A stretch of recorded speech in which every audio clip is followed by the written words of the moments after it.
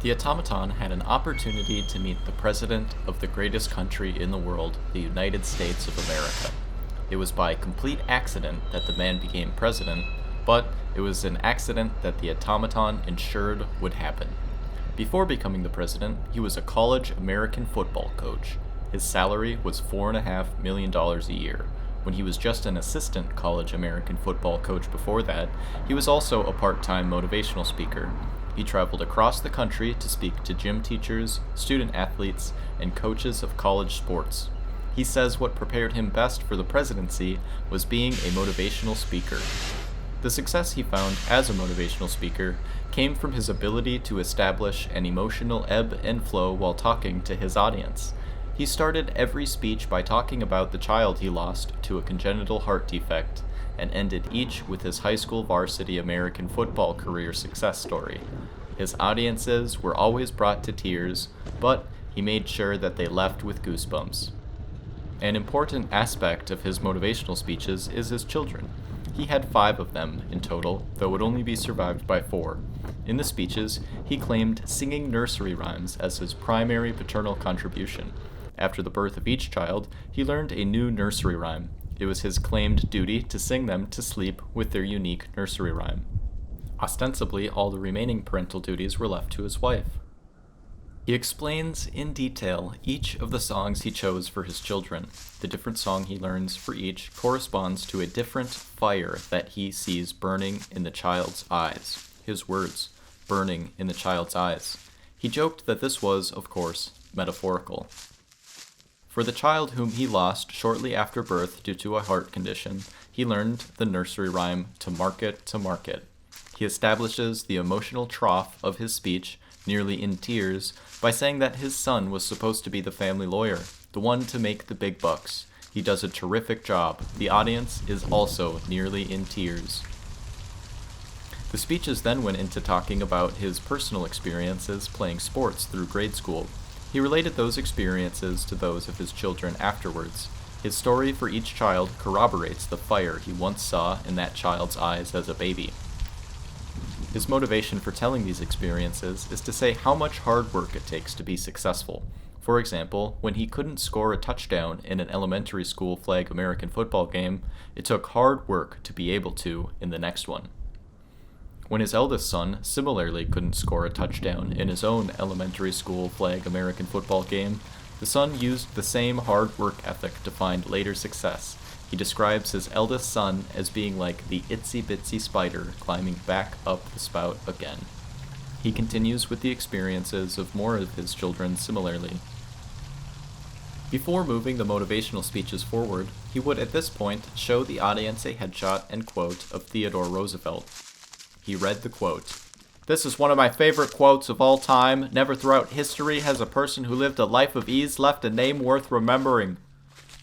He explained why it was one of his favorite quotes. He said, "If you want to be the leader, if you want to be the guy, you want to be a head coach, you want to coach college American football, you want to be in charge, people will hate your guts. That was the greatest lesson I ever learned." Then he told the story of where he first learned that lesson. As a freshman in high school, he had made varsity on the American football team. There was a popular junior girl who was really pretty dating the varsity American football team's linebacker who was a senior. He said, "She broke up with him, and then she asked me to the dance. I said yes. Why not?" At this point, his speeches deviated. In no speech did he ever continue with what happened at the school dance, nor are any two speech deviations the same. In one speech, he went on to talk about how one of his children watched people play video games on the interconnection. He stressed that the child watched people play video games, and said that he thinks the child picked the wrong character from their nursery rhyme, The Lion and the Unicorn.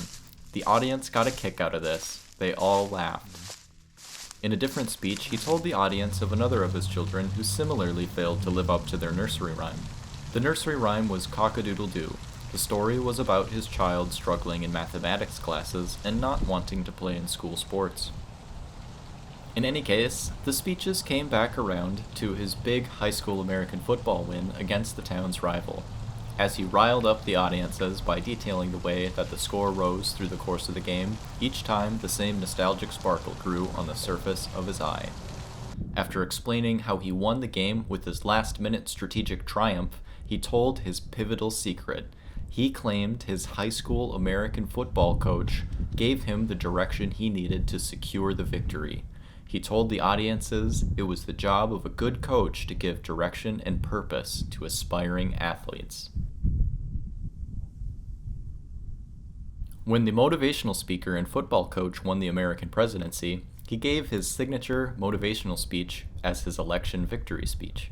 It was a sound decision since he'd won by riding the coattails of the recently successful World Football Legislative Coalition political party. It was by complete accident that this party rose to prominence. But it was inevitable that some party would accidentally rise to the occasion after the automaton decimated the two-party American political system that had been long dominant.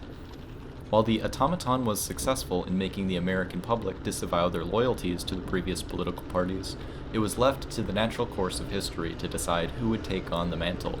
For it was far too difficult a task, even for the automaton, to promote a new party successfully while at the same time balancing all the work needed to discredit the rightfully discreditable leaders of the establishment. When it was the World Football Legislative Coalition who started gaining the most momentum in the absence of the establishment, the automaton had to live with the disregard and regret.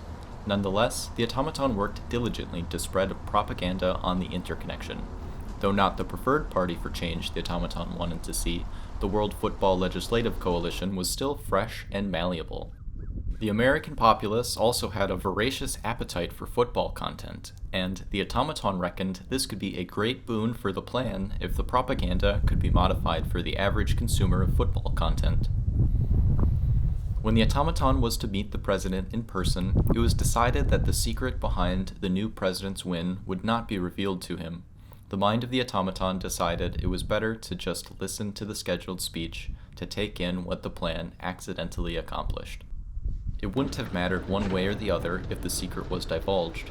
If the new president knew, he would likely tell the secret to an audience at the nearest possible opportunity, in which case the audience would either think that the president was a complete moron, as they would have anyway, or they would have believed what the president was saying but, being morons themselves, not have been able to conclude anything from the new information. In the speech the new president gave at the meeting, he had a decisive summary of how he would be leading the country, how he would be acting as a leader. The summary came out of his experiences as a football coach. It was the same summary from his motivational speeches. If you want to be the leader, the young people these days, this is what they struggle with. This is what they struggle with. He paced back and forth in front of his audience.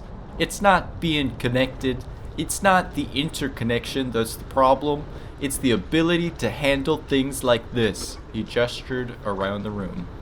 This is why they need you. This is why they need the education, that 20-30 minute team meeting to build the things that they're actually believing on the interconnection. The audience exploded in uproarious applause. The speech continued, but the automaton stopped listening. The new president droned on and on and on.